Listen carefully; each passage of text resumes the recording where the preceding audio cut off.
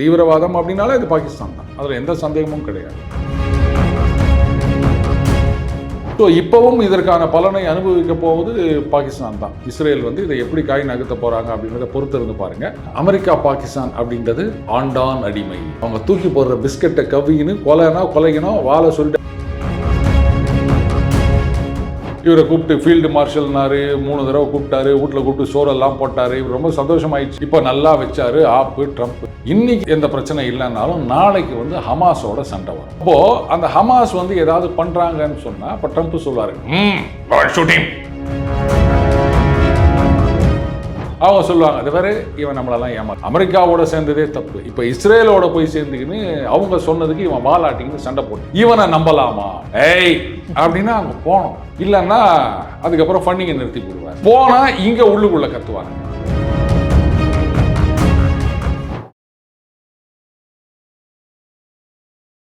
இளையபாரத நேயர்களுக்கு வணக்கம். இன்னைக்கு நம்ம நேர்களை நம்ம சிறப்பு விருந்தினர் நம்ம ரஷ்யன் ஏஜென்ட் 007 ஏகே தான் நம்மளோட இணைஞ்சிருக்காரு. வணக்கம் சார். வணக்கம் விக்ரம். அப்பா இப்போதான் கம்மியாக முடிச்சிருக்கேன் நான். சார் லாஸ்ட் வீக் நம்ம பேசும்போது, அதாவது அங்கே ஆஸ்திரேலியாவில் நடந்த அந்த மாஸ் ஷூட்டிங்கில் வந்து யூதர்களை கொண்டது வந்து பாகிஸ்தானியரை பண்ணுற மாதிரி சொல்லியிருந்தீங்க. இப்போ திடீர்னு நியூஸ் பார்த்தோம் அப்படின்னா வந்து அவங்களோட ஆரிஜின் வந்து ஹைதராபாத்தில் வந்து வந்திருக்காங்க, இந்தியாவை சேர்ந்தவங்க அவங்க அப்படின்ட்டு. கரெக்ட். அதாவது ஆரம்பத்தில் செய்திகள் வந்த போது ஆஸ்திரேலியன் போலீஸ்லேயே வந்து அவங்க சொன்னது பாகிஸ்தானை சேர்ந்தவர் அப்படின்னு தான் சொன்னாங்க. இன்ஃபேக்ட் வாஷிங்டன் போஸ்ட், நியூயார்க் டைம்ஸ்னு எல்லாத்துலேயுமே வந்து பாகிஸ்தான் அப்படின்னு தான் சொல்லியிருந்தாங்க. அதுதான் ஆரம்பத்தில் கிடைத்த தகவல். ஸோ அதை வச்சு தான் நம்ம பேசியிருந்தோம். பட் இப்போவும் நான் சொல்கிறேன், அவங்கள வந்து இந்தியராக நான் ஏற்றுக்க முடியாது. ஏன்னா இந்தியாவுடைய நண்பர்களுக்கு எதிராக யாராவது ஒருத்தர் நடந்துக்கிறாங்க அப்படின்னு சொன்னால், இந்தியாவுடைய நலன்களுக்கு எதிராக ஒருத்தங்க நடந்துக்கிறாங்கன்னு சொன்னால் அவங்கள நான் இந்தியராக ஏற்றுக்க முடியாது. நீ ஒன்றா நான் இங்கே ஆரிஜின் அப்படின்னு சொல்லிக்கலாம், ஆனால் அதனாலேயே வந்து அவங்கள இந்தியனாக உணர்வில் நீங்கள் இந்தியராக இருக்கணும். சொல்லப்போனால் இந்தியாவுக்கு எதிராக நடந்துக்கிற, இந்திய நலன்களுக்கு எதிராக நடந்துக்கிற அப்படின்னு சொன்னால் அப்போ பாகிஸ்தான் தான். அப்புறம் அவங்கள வேற என்னன்னு சொல்லுவீங்க நீங்கள்? அப்போ ராகுல் காந்தி எப்படி சார் சொல்லுவீங்க? அந்த விளையாட்டுக்கு நம்ம இன்னொரு நாள் போகலாம். இந்திய நலன்களுக்கு, ஏன்னா பாகிஸ்தான் தான் வந்து இந்தியாவுக்கு எதிராக நடந்துக்கிற நாடு. அப்போது இந்தியாவுக்கு எதிராக நடந்துக்கிற யாராக இருந்தாலும் அவங்கள பாகிஸ்தானின்னு தான் சொல்லணும். சொல்லப்போனால் நான் இப்போ புதுசாக பாகிஸ்தானின்னு சொல்லலான்னு பார்க்குறேன். பாகிஸ்தானி அந்த பக்கி அப்படின்னு வாங்கல கிராமத்தில், அந்த மாதிரி தான். இதில் எந்த சந்தேகமும் வேணாம். அண்டு ஹைதராபாத் அங்கேருந்து போனார் 27 வருஷத்துக்கு முன்னாடி அப்படின்லாம் சொல்லியிருக்காங்க. ஆனாலும் இந்தியாவை யாரும் குறை சொல்ல மாட்டாங்க. அதை நீங்கள் கவனிச்சிங்களா? ஆமாம் சார். எடுத்த உடனே அவங்களே சொன்னது தான் பாகிஸ்தானி. ஏன்னா அவங்களுக்கு இதை தவிர வேறு எதுவும் தெரியாது. தீவிரவாதம் அப்படின்னாலே இது பாகிஸ்தான் தான், அதில் எந்த சந்தேகமும் கிடையாது. ஸோ இப்போவும் இதற்கான பலனை அனுபவிக்க போவது பாகிஸ்தான் தான். இஸ்ரேல் வந்து இதை எப்படி காய் நகர்த்த போகிறாங்க அப்படின்றத பொறுத்து இருந்து பாருங்கள். இவங்க நினைக்கிற மாதிரிலாம் இருக்காது, அது பல மட்டங்களில் இருக்கும். இவங்க எதிர்பாராத இடத்துல இருந்து எதிர்பாராத விதமாக அதுக்கு வந்து அடி கிடைக்கும் நிச்சயமாக. Okay sir. பட் இருந்தாலுமே இஸ்ரேலும் அமெரிக்காவும் கொஞ்சம் நல்லா க்ளோஸ் ரிலேஷன்ஷிப்பு. இப்போ பாகிஸ்தானும் அமெரிக்காவும் எவ்வளோப்பட்ட க்ளோஸ் ரிலேஷன்ஷிப்னு உங்களுக்கு தெரியும். அப்புறம் எப்படி சார் இஸ்ரேலோட பதிலடி வந்து அந்த மாதிரி இருக்கும்னு நினைக்கிறீங்க? Very good question. இதுதான் ஜியோ பாலிட்டிக்ஸ் அப்படின்றது. இஸ்ரேல் அமெரிக்கா உறவு அப்படின்றது வந்து, இஸ்ரேல் ரொம்ப சின்ன நாடு, அமெரிக்கா மிகப்பெரிய நாடு. நிலப்பரப்புலையும் சரி, பொருளாதாரத்துலேயும் சரி, எல்லாத்துலேயும் சரி. அண்டு அமெரிக்காவை பெரிய அளவில் டிபெண்ட் பண்ணியிருக்க ஒரு நாடு. அதனுடைய ஆயுதத்துக்காக இருக்கட்டும், இல்லை அவங்களுடைய செக்யூரிட்டியாக இருக்கட்டும், இஸ்ரேலுடைய நடவடிக்கைகள் எல்லாத்துக்கும் கண்மூடித்தனமாக ஆதரவு கொடுக்கின்ற ஒரு நாடு அமெரிக்கா. அமெரிக்காவுடைய சப்போர்ட் இல்லை அப்படின்னா அஃப்கோர்ஸ் அவங்க வந்து அந்த அரபு நாடுகள் சண்டைக்கு போனப்போ அப்போல்லாம் வந்து அவங்க எதிர்த்து நின்றாங்க. பட் ஸ்டில் அதை தொடர்ந்து சஸ்டெயின் பண்ணணும் அப்படின்னா அமெரிக்கா ஆதரவு அப்படின்றது அவங்களுக்கு தேவை. அப்படி இருந்தாலுமே it is like relation between equals. ஆனால் அமெரிக்கா பாகிஸ்தான் அப்படின்றது ஆண்டான் அடிமை. அவங்க தூக்கி போடுற பிஸ்கெட்டை கவின்னு கொலைக்கணும் வாழை சொல்லிட்டு ஏய் சீசார் அப்படின்னு கம்முன்னு நிற்கும் பாருங்க நாய். அந்த மாதிரி இருக்க வேண்டிய இடத்துல தான் இன்றைக்கி பாகிஸ்தான் இருக்குது. அதனால் இது ரொம்ப நாளாக குட்டி ஸ்டோரி சொல்லணும். இன்றைக்கி நான் ஒரு குட்டி ஸ்டோரி சொல்கிறேன். ஒருத்தர் வந்து ஒரு விவசாயி, இந்த சலவை தொழிலாளி. அவர் ஒரு கழுதை வச்சுருக்காருங்க. தினக்கும் வந்து அந்த துணியெல்லாம் அந்த கழுதை மேலே ஏற்றிட்டு போவார். துவைச்ச துணி அது கொண்டு வரும். ஒரு நாயும் வளர்த்துருந்தாருங்க வீட்டில். இந்த கழுதை பார்க்குது, இந்த நாய் எந்த வேலையுமே செய்கிறது கிடையாது, அது பாட்டுக்கு வீட்டுக்குள்ளேயே இருக்குது, நாம தான் வந்து சுமந்துக்கின்னு போகிறோம். ஆனால் அந்த நாய்க்கு தான் வந்து அவர் அவ்வளோ ப்ரிஃபரன்ஸ் கொடுக்குறாரு, நம்மெல்லாம் கொஞ்சம் மாட்டேங்கிறாரு அப்படின்னு நாயை ஏன் கொஞ்சறாரு அப்படின்னு பார்த்தா, இவர் வந்து வீட்டுக்குள்ளே வந்த உடனே நாய் வந்து அப்படியே அவர் மேலே காலை தூக்கி வச்சு காலை நக்கும், சுற்றி சுற்றி வரும். இதெல்லாம் பார்த்தோன்னா ஓ இதனால தான் வந்து நாய் அவர் கொஞ்சறாரு போல இருக்குது அப்படின்ட்டு அன்னைக்கு அவர் லீவுங்க. வாரத்தில் ஒரு நாள் லீவ் விடுவாங்க இல்லையா, அதே மாதிரி அவர் உள்ளே வராரு. வந்த உடனே கழுதை என்ன பண்ணுது, 2 காலையும் தூக்கி வச்சு நாக்கால நக்குச்சுங்க. உடனே வந்து கொம்பு எடுத்து வளாச்சுன்னு வளாச்சிட்டு மூளையில் கட்டி வச்சாருங்க. ஸோ அந்த மாதிரி இஸ்ரேலுக்கு அவங்க அவ்வளோ கொடுக்குறாங்களே அப்படின்னு சொல்லிட்டு பாகிஸ்தான் அந்த மாதிரி பண்ணாங்கன்னா அடிதான் விழும். இப்போ அதை நம்ம கண்ணு எதிர்க்க பார்க்க போகிறோம். ஏன்னா இந்த காசாவில் ஒப்பந்தம்லாம் போட்டாங்க இல்லையா, எல்லாரும் பின்னாடி போயிட்டு யூகே அப்படின்னு அதான் இருக்காங்க கைத்தட்டு அப்படின்னா கை தட்டிட்டு போனார், ஞாபகம் இருக்கா? அதன்படி என்னன்னா அந்த அமைதியை நிலைநாட்டுவதற்கு அமெரிக்கா தலைமையிலான ஒரு குழு, அதாவது இந்த வீரர்கள் அடங்கிய ஒரு இதுன்னு வச்சுக்கோங்க, இராணுவ வீரர்கள். இதுக்கு வந்து அங்கே இருக்கிற அந்த அரபு நாடுகள், இஸ்லாமிய நாடுகள், நீங்கள் உங்களுடைய கான்ட்ரிபியூஷன் படை வீரர்களை அனுப்பணும். அதே மாதிரி அமெரிக்கன் சோல்ஜர்ஸும் இருப்பாங்க. பட் கண்ட்ரோல் எல்லாமே, லீடர்ஷிப் எல்லாமே அமெரிக்கா தான். டிசிஷன் மேக்கிங் அவங்க தான். அவங்களோட நீங்கள் போய் சேர்ந்துக்கணும். ஏன்னா இது வந்து ஒட்டுமொத்தமாக அமெரிக்கா மட்டும் அப்படின்னு இல்லாமல் எல்லாமா சேர்ந்து அமைதியை நிலை நாட்டுகிறோம் அப்படின்ற ஒரு இதை சீன் கிரியேட் பண்ணுறதுக்காக. இது வந்து யுனைடெட் நேஷனுக்கு இதுக்கு சம்மந்தம் கிடையாது. அது எங்கே இருக்குது அப்படின்னு கேட்குறீங்களா? WHO மாதிரி UN வகை பணம்லாம் கிடையாது போடானா அடுத்த நாள் அதை இழுத்து மூடிட்டு போயிடுவாங்க. அந்த இடத்த அங்கே ட்ரம்ப் மால் அப்படி ஏதாவது கட்டலாம் அவங்க பின்னாடி. இங்கே தான் சிக்கல் வந்திருக்குது. அதாவது எங்கேயுமே there is no such thing as free lunch அப்படின்னு சொல்லுவாங்க. சும்மா யாரும் உங்களுக்கு எதையும் தூக்கி கொடுத்துட போகிறது கிடையாது. இவரை கூப்பிட்டு ஃபீல்டு மார்ஷல்னாரு, 3 தடவை கூப்பிட்டாரு, வீட்டில் கூப்பிட்டு சோறெல்லாம் போட்டார். இவர் ரொம்ப சந்தோஷமாயிடுச்சு. பாருங்கள், நம்ம பிரசிடென்ட் பிரைம் மினிஸ்டரோட நாம தான் பெரிய ஆள் அப்படின்னு நினச்சிக்கினாரு. இப்போ நல்லா வச்சாரு ஆப்பு ட்ரம்ப். அவர் என்ன சொல்லிட்டாரு, அப்பா நீங்கள் தான் நிறைய சோல்ஜர்ஸ் வச்சுக்கிறீங்க, சும்மா தானே இருக்கிறானுங்க, அவனுங்க என்ன பண்ண போகிறானுங்க, ஒன்றும் வேறு கிடையாது, ஏற்கனவே ஏர்பேஸ் எல்லாம் அடித்து வச்சுட்டு போயிட்டாங்க, அதனால் நீங்கள் இப்போதைக்கு ஒன்றும் சண்டை போட போகிறது கிடையாது, அங்கே சும்மா ரொட்டி சுட்டுருக்கிறதுக்கு காசா வாங்க, நாங்கள் வந்து ஆர்டர் கொடுப்போம், நீங்கள் அதை செய்யணும் அப்படின்னு. இங்கே தான் சிக்கல். இப்போ அதை அனுப்பினாங்கன்னு வச்சுக்கோங்களேன், இன்னைக்கு வந்து எந்த பிரச்சனை இல்லைன்னாலும் நாளைக்கு வந்து ஹமாஸோட சண்டை வரும். அப்போது அந்த ஹமாஸ் வந்து ஏதாவது பண்ணுறாங்கன்னு சொன்னால் இப்போ ட்ரம்ப் சொல்லுவார் ஷூட்டிங். இவங்க என்ன பண்ணுவாங்க? அனுப்ப முடியாதுன்னு சொல்ல முடியுமா? முதல்ல அனுப்பினாலே சிக்கல். நீங்கள் என்னன்னா ஹமாஸ்லாம் வந்து அவங்க நமக்கெல்லாம் ரொம்ப வேண்டியவங்க, நீங்கள் அவங்கள எடுத்து சண்டை போடுறீங்களா? அப்போ இஸ்ரேலோட சேர்ந்துக்கின்னு, இப்போ அதில் இஸ்ரேலி சோல்ஜர்ஸும் இருக்கலாம், இல்லாமலும் இருக்கலாம். பட் ஸ்டில் இது அமெரிக்கா தலைமை, அதனால் நீங்கள் வந்தால் பிரச்சனை ஆகும் அப்படி இஸ்ரேலை ஒதுக்கி வச்சாலுமே தே வில் ஹேவ் எ சே. அவங்களுடைய இன்புட் இருக்கும், அவங்களுடைய இன்டெலிஜென்ஸ் இருக்கும், அதை பேஸ் பண்ணி தான் அந்த ஆப்ரேஷன்ஸ் எல்லாம் நடக்கும். அப்போ வந்து நீங்கள் என்ன இஸ்ரேலோட சேர்றீங்களா அப்படின்னு உள்ளுக்குள்ளே குழப்பம் பண்ணுவாங்க. போதா குறைக்கு ஆப்கானிஸ்தான் சும்மா இருப்பாங்களா? தெஹ்ரீக்-இ-தாலிபான் அப்படின்ட்டு அந்த கட்சியை பிரான்ச் ஆரம்பிச்சுக்கிறாங்க பாகிஸ்தானில். அவங்க சொல்லுவாங்க, அது வேறு இவன் நம்மளெல்லாம் ஏமாத்தினுக்கிறான், அமெரிக்காவோட சேர்ந்ததே தப்பு, இப்போ இஸ்ரேலோட போய் சேர்ந்துக்கின்னு அவங்க சொன்னதுக்கு இவன் வாலாட்டிக்கின்னு சண்டை போட்டுனுக்கிறான், இவனை நம்பலாமா அப்படின்வாங்க.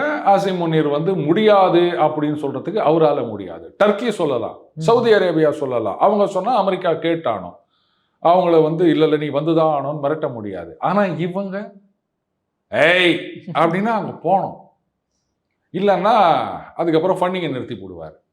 போனால் இங்கே உள்ளுக்குள்ளே கத்துவாருங்க. இப்படி மாட்டின்னு முழிக்கிறாருங்க ஆசிம் முனீர்.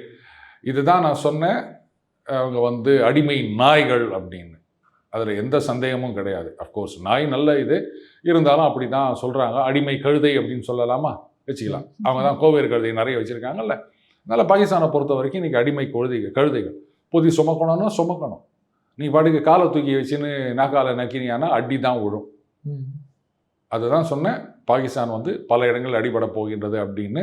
நீங்கள் கேட்டீங்க இல்லையா, இஸ்ரேல் அமெரிக்கா, அமெரிக்கா பாகிஸ்தான் அப்படின்னு ரெண்டும் ஒன்று கிடையாது. அது வேற, இது வேற. நாய் கழுதைங்கிற மாதிரி. Okay sir. சரி, இப்போ நீங்கள் லாஸ்ட்டாக சொல்லியிருந்தீங்க யூரோப்பியன் யூனியன் வந்து துண்டு துண்டாக போகும்போது நிறைய பிரச்சனைகள் அங்கே போய்கிட்டு இருக்கு அப்படின்ட்டு. இப்போ லேட்டஸ்ட் அப்டேட்டாக என்ன மாதிரி விஷயங்கள் போயிட்டு இருக்கு? அதாவதுங்க, சில பேர் எனக்கு கழுவி ஊற்றுறாங்க, கறி நாக்குடா உனக்கு, நீ பாட்டுக்கு வாயை வச்சு அது உடஞ்சதுன்னா, நான் சொல்லி தானே உடையுது. நான் என்ன பேசுகிறேன்னு அவங்க யாருக்குமே தெரியாது. தமிழில் பேசினுக்கிறேன் நான், அப்புறம் அவங்களுக்கு எப்படி தெரியும்? சார் ஏஐ வச்சு என்ன பேசுறீங்க, எது பேசுறீங்க எல்லாத்தையுமே ட்ரான்ஸ்லேட் பண்ணலாம் சார். என்ன sir நினைச்சிருக்கீங்க? See, the issue is இன்னைக்கு வந்து அடுத்த கட்டம் உடைவதற்கான இது வந்தாச்சு. ஹங்கேரி, ஸ்லோவாக்கியா, இட்டாலி, இன்னும் சில நாடுகளோட என்ன பண்ணியிருக்காங்க, ஏன்னா நீங்கள் பாட்டுக்கு வந்து சண்டையை நிறுத்துறேன்னு சொல்லிவிட்டு சண்டையை பெருசாக்கின்னு போகிறீங்க. அந்த உர்சுலா வேண்டர்லேன் அந்த கல்லா கைஜாஸா அந்த அம்மா 2 பேரும் சொல்கிறாங்க, இந்த 90 பில்லியன் யூரோ இதை வந்து உக்ரைனுக்கு கொடுக்க போகிறாங்களாம். எதுக்குடா கொடுக்க போகிறீங்கன்னா சண்டையை நிறுத்துறதுக்கு. சண்டையை நிறுத்துறதுக்கு காசா? ஒருவேளை காசு கொடுத்தா அவன் காசு வாங்கி சண்டை போடாமல் இருப்பான். இந்த பசங்கள்லாம் வீட்டில் ஒரே லூட்டி அடிச்சிட்டு இருக்கோம், உடனே ஒரு லாலிபாப் வாங்கி கொடுப்பாங்க, அதை தின்னு சண்டை போடாமல் இருக்கும். ஒருவேளை காசை வாங்கிக்கின்னு சண்டை போடாமல் இருக்க போகிறேன். இந்த 2 வருஷம் சண்டை போகிறதுக்கு இந்த காசு. சண்டையை நிறுத்தணும்னு சொல்கிறீங்களாடா, அப்புறம் சண்டை ஆமாங்க சண்டை போட்டுட்டு நிறுத்துவோம். ஏன்னா 3.5 வருஷமாக போட்டுனுக்கிறீங்களா, அது பத்தாதா? இல்லை நாங்கள் சண்டை போடுவோம். இது என்ன விதமான லாஜிக்னு தெரியல. இப்போ இவங்கெல்லாம் சொல்லிட்டாங்க, எவன் ஓட்டு பணத்தை தூக்கி எவன்கிட்ட கொடுத்துவிட்டு யார் இது பதில் சொல்கிறது, எங்களால் முடியாதுன்ட்டாங்க. இப்போது அந்த ரஷ்யாவோட ஃப்ரோசன் அசெட்ஸ் அதை வந்து பர்மனெண்ட்டாக ஃப்ரீஸ் பண்ணிட்டாங்க இல்லையா, அதை கொலாட்ரலாக வச்சு லோன் கொடுக்கணும் அப்படின்னு சொன்னாங்க. ட்ரம்ப் நடுவில் ஒரு கட்டையை போட்டார். அவர் என்ன சொல்லிட்டாரு, அந்த பணம் வந்து பார்ட் ஆஃப் நெகோஷியேட்டட் செட்டில்மெண்ட், அதுக்கும் இதுக்கும் வராதிங்கன்ட்டார். அதனால் இப்போ என்ன பண்ணிட்டாங்க, மறுபடியும் அதை வந்து கிட்டத்தட்ட ஒரு மாதிரி அன்செக்யூர்டு லோன் ஆக்கிட்டு இதை வந்து நாங்கள் யூரோப்பியன் மார்க்கெட்டில் அந்த கடனை வாங்கி கொடுப்போம்னா எப்படா அவன் திருப்பி கொடுப்பான்? ரஷ்யா வந்து ஆமாம் நாங்கள் இவ்வளோ சண்டை போட்டதில் உங்களுக்கு இவ்வளோ லாஸு அப்படின்ட்டு 540 பில்லியன் கொடுப்பாங்க. அதில் கொடுப்பான். ரஷ்யா என்னைக்கிடா கொடுப்பான்? இல்லை கொடுப்பாங்க, கொடுக்கலன்னா கொடுப்பாங்க, கொடுக்கலன்னா கொடுப்பாங்க அப்படின்ற நிலைமைக்கு போயிட்டாங்க அவங்க. அப்போ இந்த பணத்தெல்லாம் யார் வந்து நஷ்டத்தை ஈடுகட்டுறது? ஐரோப்பிய மக்கள் தலையில் தான் இது விழப்போகுது. அதைத்தான் இவங்கெல்லாம் வந்து கதறினுக்கிறாங்க, நீங்கள் இந்த மாதிரி பண்ணுறது ரொம்ப தப்பு, நாங்கள் இதை ஒத்துக்க மாட்டோம், எங்கள் பணத்தை நாங்கள் கொடுக்க மாட்டோம். 90 பில்லியன் கொடுக்கணும் அப்படின்னு சொன்னால் ஜெர்மனி, ஃப்ரான்ஸு, ஒன்றா பிரிட்டனையும் கூட சேர்த்துக்காங்க, யூனியனில் இல்லாட்டாலும் ஆனியனில் சேர்த்துக்கிற மாதிரி நீங்கள் சேர்த்துக்காங்க, நாங்கள் எங்கள் காசை கொடுக்க மாட்டோம். சண்டையை நிறுத்துறதுக்கு தான் நாங்கள் வருவோமே தவிர சண்டை போடுறதுக்கு எங்கள் நாட்டிலேருந்து 1 பைசா கொடுக்க மாட்டோம். எங்கள் நாட்டு மக்களுக்கு செலவு பண்ணுறதுக்கு பைசா இல்லைன்னு கஷ்டப்பட்டுனுக்கிறோம், நீங்கள் என்னடானா எவனோ சண்டை போடுறதுக்கு தூண்டி விட்டுன்னு காசை கொடுத்துன்னு கலாட்டா பண்ணிட்டு இருக்கிறீங்களா அப்படின்னு கிட்டத்தட்ட ஒரு 7 நாடுகள் இன்றைக்கி வந்து முரண்டு பிடிச்சிருக்காங்க. அண்ட் யூரோப்பியன் யூனியனை பொறுத்த வரைக்கும் எல்லாமே கன்சென்சஸ். தனியாக ஒரு நாடு முடிவெடுக்க முடியாது, ஒரு நாடு வேணான்னாலும் நீங்கள் ஒன்றும் பண்ண முடியாது. இப்போது அண்ணன் புட்டின் என்ன சொல்லிக்கிறாரு தெரியுமா? நீங்கள் அதை கழுதான் நம்ம பேசிகிட்டு இருக்கோம், பன்னின்னு சொல்லிக்கிறாரு. ஓ, யாரை தெரியுமா? British prime minister. ஐயோ, அந்த ஸ்ட்ரெயிட் ஃபார்வர்டாகவே பன்னின்னு இருக்காரு. வந்து இந்த ஓரெஷ்னிக் அநேகமாக இன்னும் அடுத்த நம்ம ஏற்கனவே பேசியிருக்கோம், பெலரூஸில் வந்து கொண்டு போய் வைக்க போகிறாங்க அப்படின்னு. என்னங்க பெலரூஸில் வைக்கிறாங்க, அப்போது அமெரிக்காவுக்கு கோவம் வராதா அப்படின்னா, அமெரிக்கா பெலரூஸ் பேசி ஒரு மாதிரி தீர்த்துட்டாங்க தெரியுமா? ஜெயிலில் சில பேர் வச்சுருந்தாங்க, அவங்களெல்லாம் ரிலீஸ் பண்ணிட்டாரு.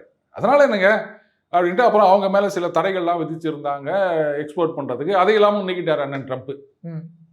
ஸோ பெலரூஸ் வந்து மகாம்பா குஷி ஆகிட்டார் அப்படின்னு சொல்லிட்டு, அப்புறம் என்னப்பா பிஸ்னஸ், எனக்கு டாலர் வருது, நீ மிசைல் வச்சுக்கிறதா வச்சுக்கோ, எனக்கா கஷ்டம் அப்படின்னு. இப்போது பிரிட்டனுடைய ரியாக்ஷன் டைம் அப்படின்றது குறைஞ்சி போயிடுச்சு.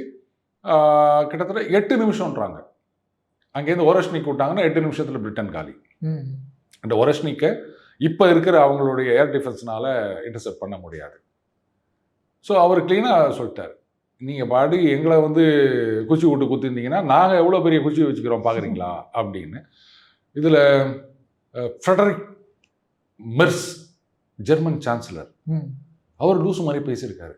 அதாவது இந்த பேக்ஸ் அமெரிக்கானா, அமெரிக்காவுடைய ஏகாதிபத்தியம் ஆதிக்கம் அப்படின்றது முடிவுக்கு வந்து விட்டது அப்படின்னு. அப்போ அந்த இடத்த யார் ரொப்ப போகிறீங்க?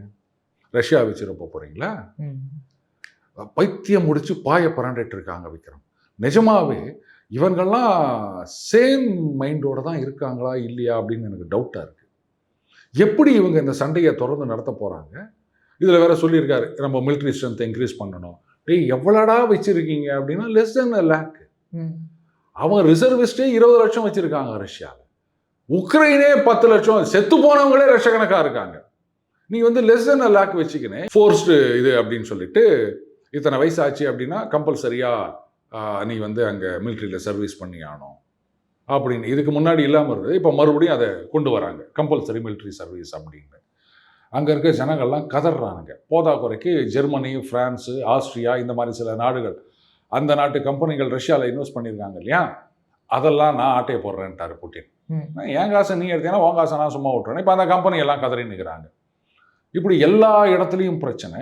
ஏற்கனவே வந்து கம்பெனியெல்லாம் இழுத்து மூடினுக்கிறாங்க. இந்த லட்சணத்தில் நீ இன்னும் சண்டை போடுறேன் அப்படின்னா ஒட்டுமொத்தமாக யூரோப்பியன் யூனியன் உடைவது அப்படின்றத ரொம்ப சீக்கிரமாக்கிட்டு இருக்கானுங்க. இப்போது இதில் வந்து ஜெர்மனி அப்படின்னு சொன்னோம். ஒரு எக்கனாமிக் ஃபோர்ஸ் அப்படின்னா யூரோப்பியன் யூனியனில் ஜெர்மனி தான் டாப். அவங்களே அடி வாங்கிட்டு இருக்காங்க. இப்போது மிலிட்ரிக்கு வந்து அதிகமாக ஸ்பெண்ட் பண்ணணும்.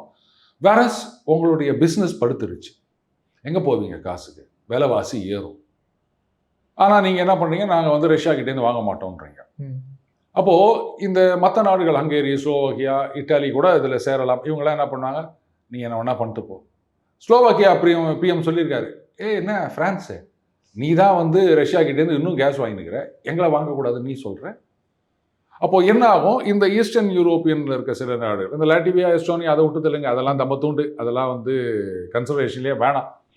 இவங்கெல்லாம் என்ன பண்ண ஆரம்பிச்சிருவாங்க, இது மாதிரி யூனியனாவது ஆனியனாவது தூக்கி போடுறா குப்பையில், நாங்கள் ரஷ்யா கிட்டேருந்து வாங்க போகிறோம், உன்னால் முடிஞ்சதை பார்த்துக்கோ. நீ பைத்தியகாரத்தனம் பண்ணியானா அதுக்காக நாங்களும் அதை ஃபாலோ பண்ணணும் அவசியம் கிடையாது அப்படின்னா that's the end of European Union. இதுக்கு வந்து நீங்கள் புட்டினை குறை சொல்ல முடியாது. நீங்கள் தான் அதுக்கு காரணம்.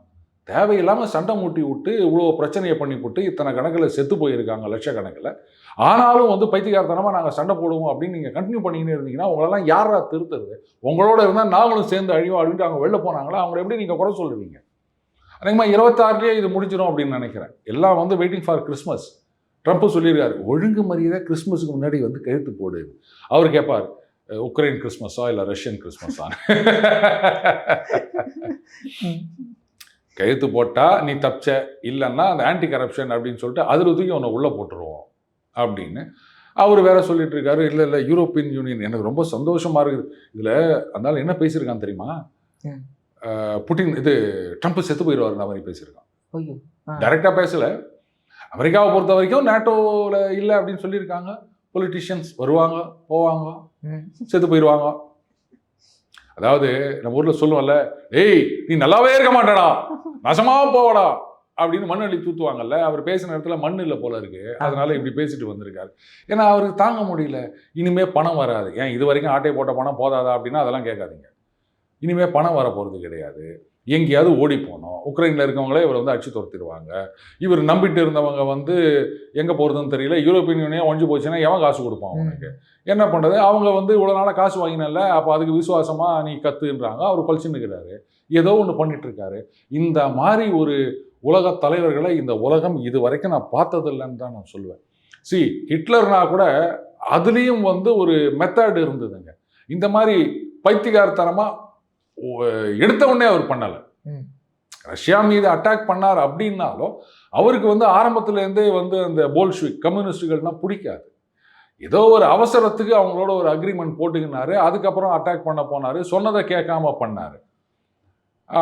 அந்த சப்ளை செயினில் தான் அவருக்கு அடி வாங்கிச்சு. அவ்வளோ ஒரு லென்த்து வந்து அவங்க எதிர்பார்க்கல. உடனே உழுந்துரும்னு நினச்சாங்க. அவங்க தாக்கு பிடிக்கிறாங்கன்னும் போது சப்ளை பண்ண முடியல. அதனால தான் வந்து ரெண்டாவது ஜுகோவ் பயங்கரமான ஸ்ட்ராட்டஜிஸ்ட். அவர் வந்து அழகாக பிளான் பண்ணி அடித்தார். பட் இந்த மாதிரி முட்டாள்தனமாக அவர் பண்ணல. அதில் ஒரு கணக்கு இருந்தது. ஆனால் இவங்க எல்லாமே முட்டாள்தனமாக பண்ணிட்டு இருக்காங்க. அமெரிக்காவோட சப்போர்ட் இல்லாமல் இன்னைக்கு நீங்கள் சொல்கிறீங்களே அமெரிக்காவோடைய ஆதிக்கம் முடிந்து விட்டது அப்படின்னு. சரி, அமெரிக்காவை விட்டுட்டு யூரோப்பியன் யூனியன் எத்தனை நாள் சர்வைவ் ஆகுங்க? ஒன்றும் வேணாங்க, நாளைக்கே வந்து சொல்லட்டது பாருங்க, அமெரிக்கா இனிமே வந்து நாங்கள் உங்களை நம்புறதால நாங்களே தனியாக சண்டை போடுறோம் அப்படின்னு மட்டும் அவங்க முடிவு எடுக்கட்டமே. ட்ரம்ப் சொல்லுவார், புட்டின் இது எனக்கு அது உனக்கு, நீங்கள் யூரோப்பை என்ன ஒன்றா பண்ணுங்க, நான் கிட்ட வர மாட்டேன். இது ஏற்கனவே சொல்லிட்டாங்க. இந்த மாதிரி யூரோப்பியன் யூனியனில் இருக்க நேட்டோ நேஷன்ஸ் இருக்குல்ல, அவங்கள வந்து ரஷ்யா அட்டாக் பண்ணால் என்ன பண்ணுவாங்கன்றதுக்கு அமெரிக்காவில் ரொம்ப அழகாக சொன்னாங்க. நாங்கள் ஆயுதம் கொடுப்போம் காசுக்கு, இது ஆயுதம் விற்போம் அவங்களுக்கு அப்படின்னு இருக்காங்க. அவ்வளோதான் சார். அற்புதமாக விளக்கம் கொடுத்தீங்க சார். உங்கள் போனால் நேரத்தை இளையபாரில் மிக்க நன்றி சார். நன்றி விக்ரம்.